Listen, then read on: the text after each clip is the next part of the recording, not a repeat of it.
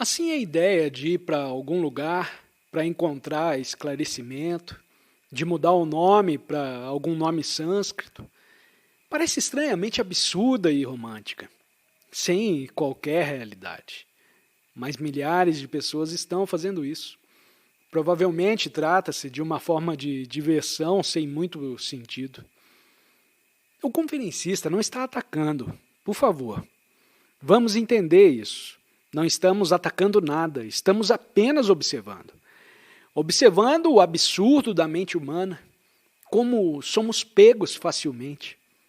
Somos tão ingênuos. Uma mente religiosa é uma mente muito concreta. Ela lida com os fatos, com o que está realmente acontecendo, com o mundo exterior e com o mundo interior. O mundo de fora é a expressão do mundo de dentro. Não há nenhuma divisão entre fora e dentro. Uma vida religiosa é uma vida de ordem, diligência, lidar com o que está realmente dentro de nós mesmos, sem nenhuma ilusão, de modo que vivamos uma vida ordenada e correta. Quando isso é estabelecido inabalavelmente, então começamos a indagar o que é a meditação. Talvez essa palavra não existisse no mundo ocidental, no seu uso atual. Até há cerca de 30 anos atrás, mais ou menos. Os gurus orientais trouxeram-na para cá. A meditação tibetana, a meditação zen, a meditação hindu, a meditação particular de um determinado guru, a meditação yogi, sentar-se na postura de pernas cruzadas, respirar, tudo isso que vocês sabem. Tudo isso é chamado de meditação. Não estamos denegrindo as pessoas que fazem isso. Estamos apenas observando como a meditação se tornou absurda. O mundo cristão acredita na contemplação. Eles se entregam à vontade divina, à graça e assim por diante. Acontece o mesmo no mundo asiático. Apenas eles usam palavras diferentes em sânscrito, mas é a mesma coisa.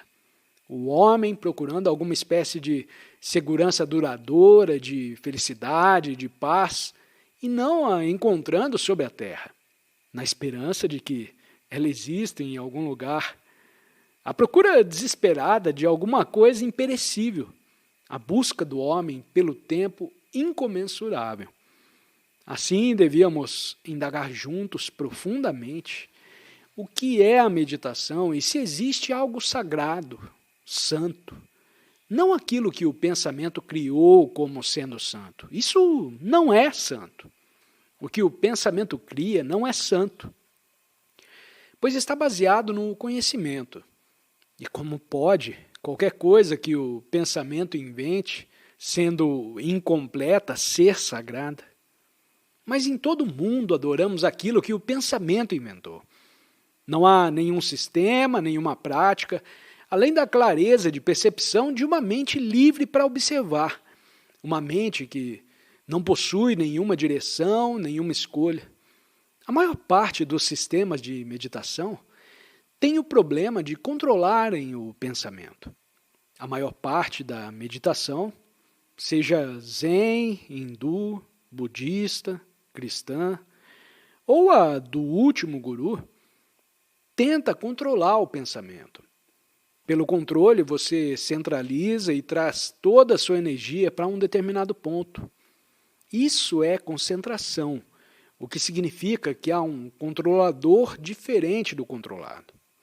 O controlador é o pensamento, a memória, e aquilo que ele controla ainda é pensamento, que está vagando. Dessa forma, há conflito. Você está sentado, quieto, silenciosamente, e o pensamento vaga.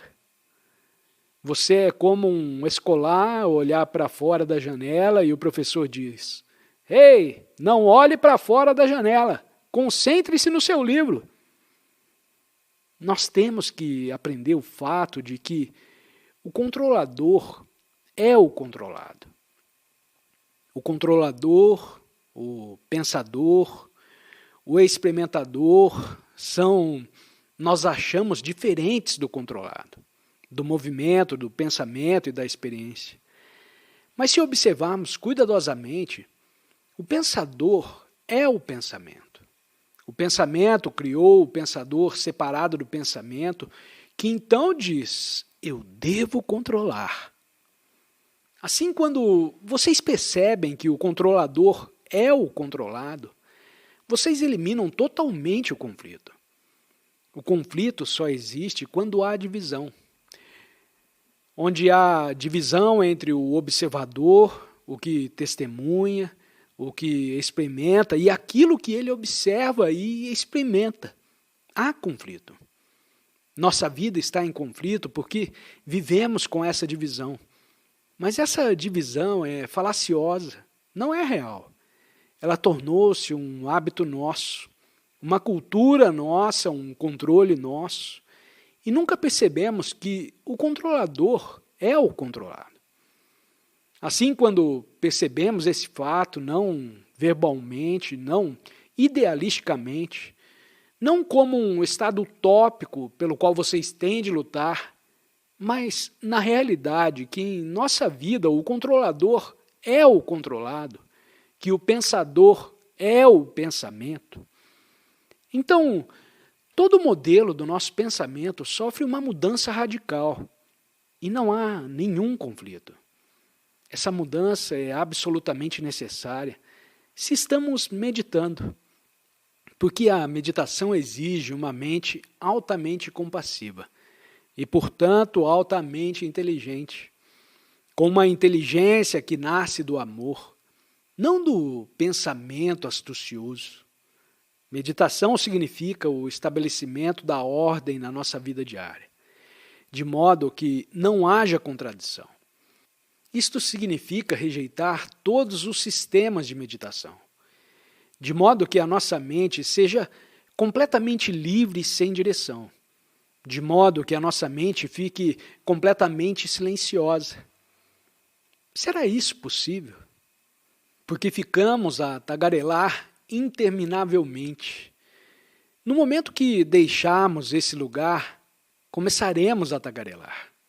A nossa mente irá continuar para sempre ocupada, tagarelando, pensando, lutando e, assim, não há espaço algum.